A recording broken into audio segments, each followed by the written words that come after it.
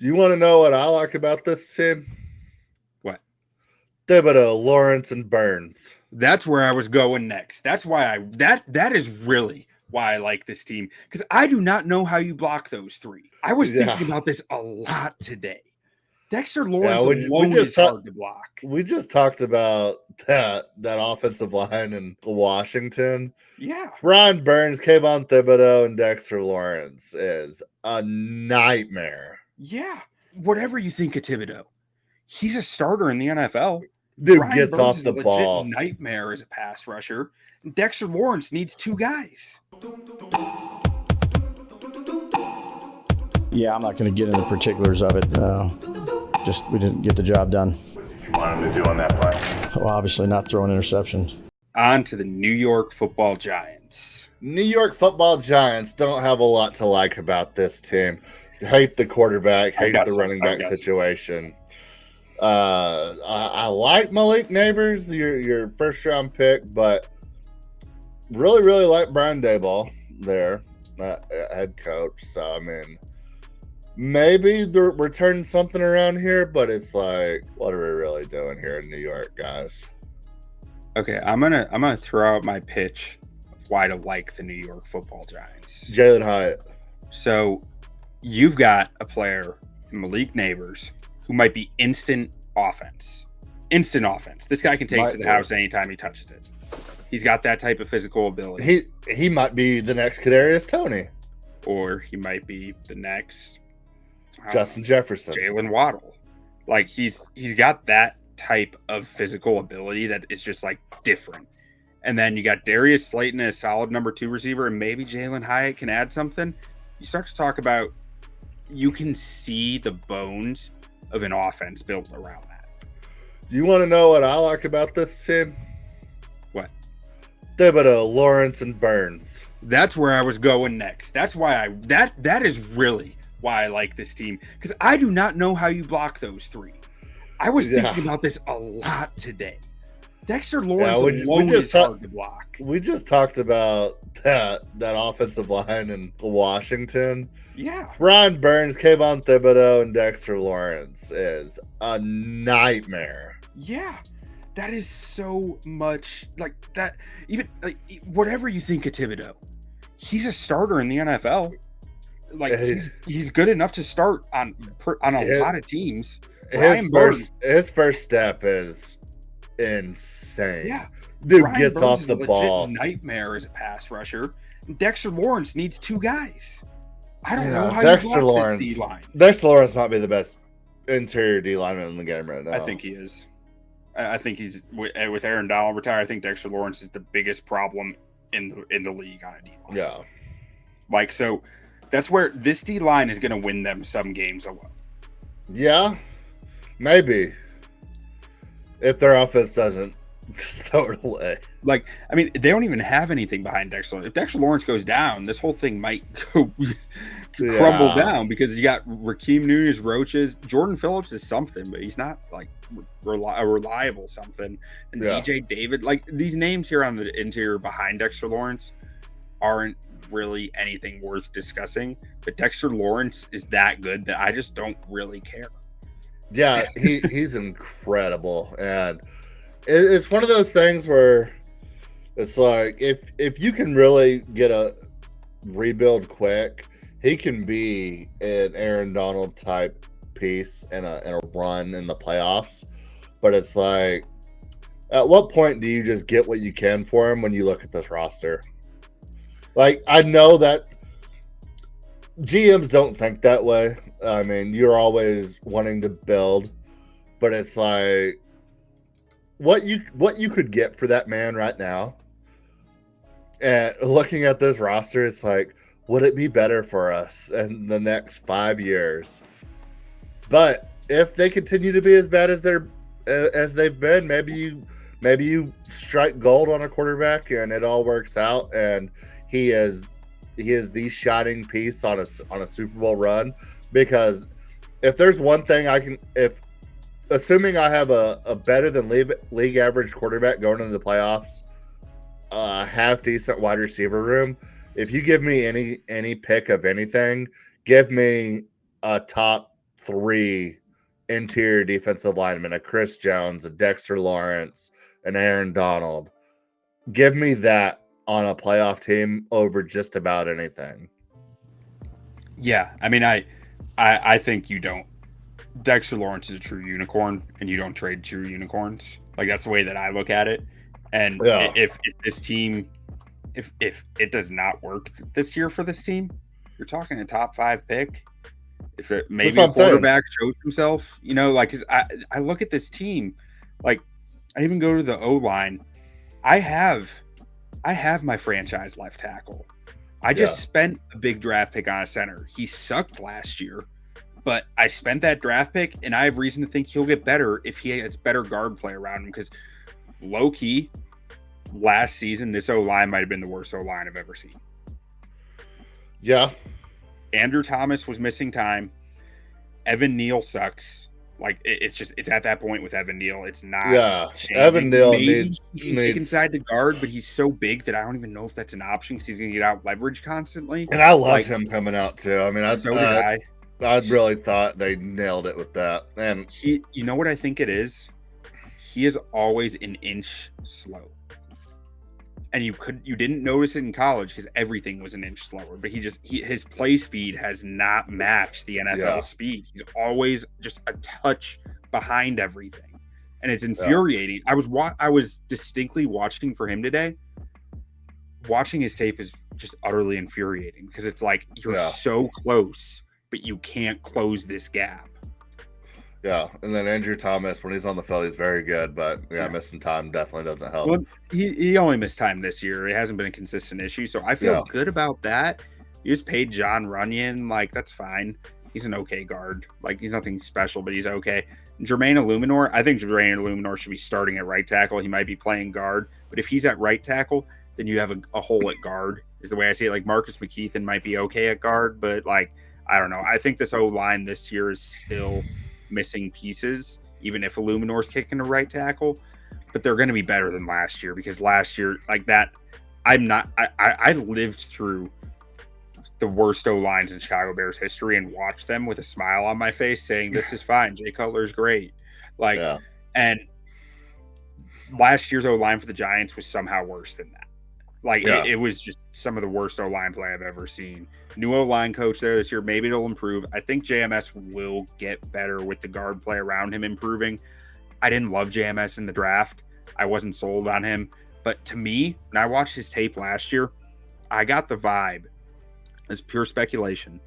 But one of the traits that was really strong with JMS was how bendy he was, how flexible his frame was to me. And he had no flexibility last year. I think the O-line coach told him to put on weight, and he got really stiff, and that really limited him in pass protection.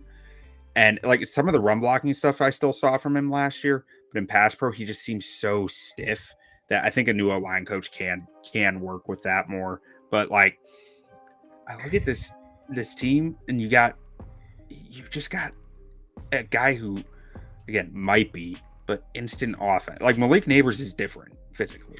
He just he's incredible. And then in aging Allen Robinson, I mean, maybe he can give you a little bit of production. I don't think so, but Jalin Hyatt can fly. Yeah. If Jalin Hyatt can give you some good work on the outside, opposite of Malik Nabers, that could be dangerous. But you still have to worry about whether Mr. Daniel can get them the ball or not. But I mean, I don't have a Daniel Jones slide on this one. Missed too much time. You definitely you have the potential to bust this thing open, and Devin Singletary has just been very, very solid everywhere he's been. So I mean, like a cockroach, you just can't get rid of him. Yeah. So I mean, everyone wants to get rid of him, but you just can't.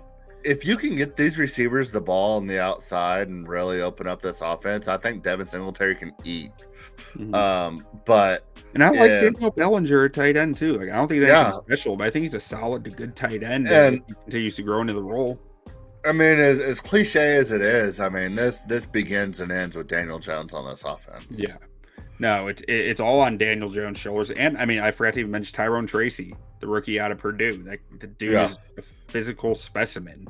Like, if you can get anything out of him, you start to feel good about the running back room, or better about the running back room. Even it's not Saquon, but like, yeah, you have some pieces. But I feel like they were almost too heavily reliant on Saquon to where, especially with Malik Nabers coming in and everything, like you might see better numbers out of a Devin Singletary than you saw out of Saquon, just for the fact that the offense is more opened up if Daniel Jones can get him the ball. Yeah.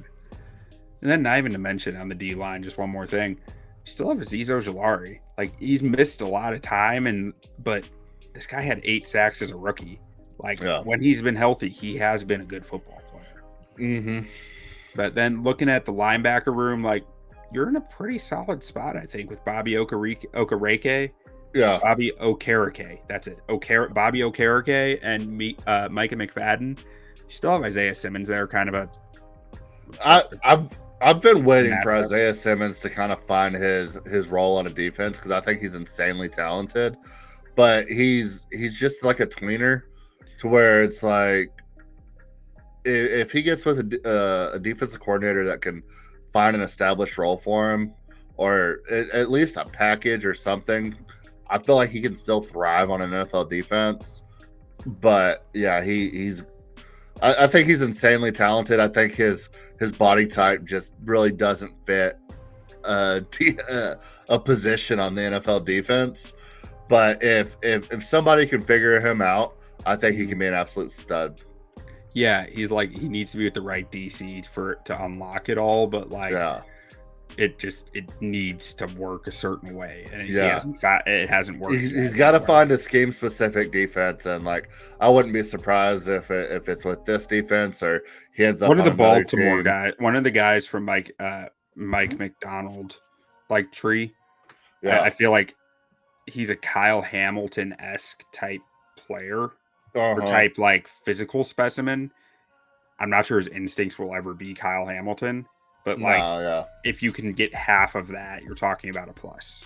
Oh, absolutely. So, yeah, a lot to like in this linebacker room for sure. And then the cornerback room is scary.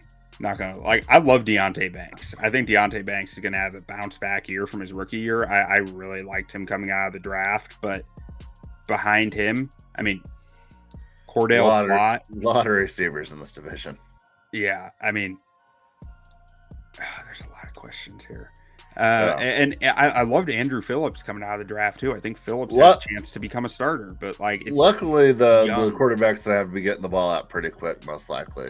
Like I don't even think I had Trey Herndon on that graphic, but like Trey Herndon might be starting. There's a lot of questions. Like you notice these little notes underneath. That means there's questions. Is it Cordell Flott or Nick Cloud outside? Is it Trey Herndon or Drew Phillips in the nickel? I ran this by our friend from last year, the football grump. I sent him this and asked, does this look right? And he's like, well, maybe here, it's like there's a lot of unknowns still, and like he was very helpful in figuring out those unknowns. He put out they've been, speaking of football grump, they've been putting out some pretty good work on reviewing their Hard Knocks. I checked them out earlier. Real good work over there. So shout out to him. So in the corner room, just a lot of questions there, but a lot of youth and some talent too. It's just like it feels like it's a year or two away. And in the safety room, still, like Jason Pinnock was making some plays last year that were fairly nice, and Tyler Nubin was a guy I liked in the draft. So like they're building some nice talent on this defense, and in the secondary specifically, they're adding some talented youth, but like it's not there yet. It's not where it needs to be. But I think there's going to be flashes of it throughout this year because this D line is going to give that secondary opportunities. Yeah, I mean, that's kind of where you kind of have to hang your hat on for this team. We talked about at the beginning. I mean, you got to be able to get pressure on the quarterback, take some pressure off those DBs, and hopefully you can keep it to some low-scoring games. And if you can keep some low-scoring games, a lot of these wide receiver skill positions can really bust it open for you. So, I mean, and I think Dayball's the kind of the perfect coach for that too. It's where, I mean, they're going to want to get you in a dogfight, and if this team can get you in a dogfight, they can absolutely beat you. But yeah, I mean, it's really just Daniel Jones here, and he's one of those guys where if he gets going on his feet and he can hit his guys in open field, he could be dangerous, but I mean, I don't think anybody's really looking at this team saying like, if we're looking at a 3 to 5 year window, I don't think anybody's really seeing Daniel Jones as the future of this team. So that's really the thing holding me back from really liking the Giants. I think I have them winning 2 games. You got them at 4. 4 and games. 13. Okay. I've got them at 6 and 11. Yeah, and yeah. So I mean, my biggest issue with this team compared to the Washington is I really like Cliff, and I think Jaden Daniels can absolutely elevate them to where I just don't think Daniel Jones can elevate this team to a lot of wins. Yeah, and where we differ, I think, is I think that D line is equal, if not greater than Cliff, and I don't think Jaden Daniels elevates much. Like that's where I guess that's where we disagree. I mean, because I'm not huge on Jaden Daniels, but I think he's going to give some teams fit, especially rookie year. Yeah, so. I mean, he very well might, but we saw Justin Fields give teams fits and only win 3 games. Yeah, that's very, very true. I think there's a lot of similarities. Yeah, I think the coaching staff's a little bit better than what the Bears had in-house during that time. But yeah, I mean, I agree with you. Yeah.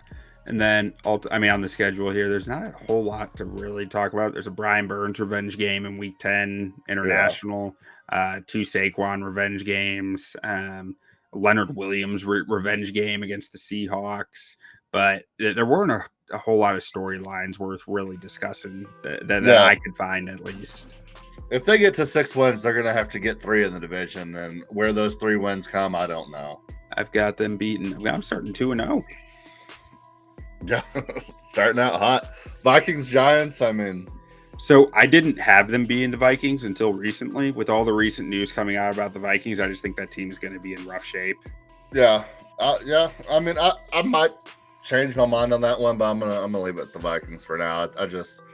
I think they got a lot of talent on that team, and I think they could start out hot, but we'll see.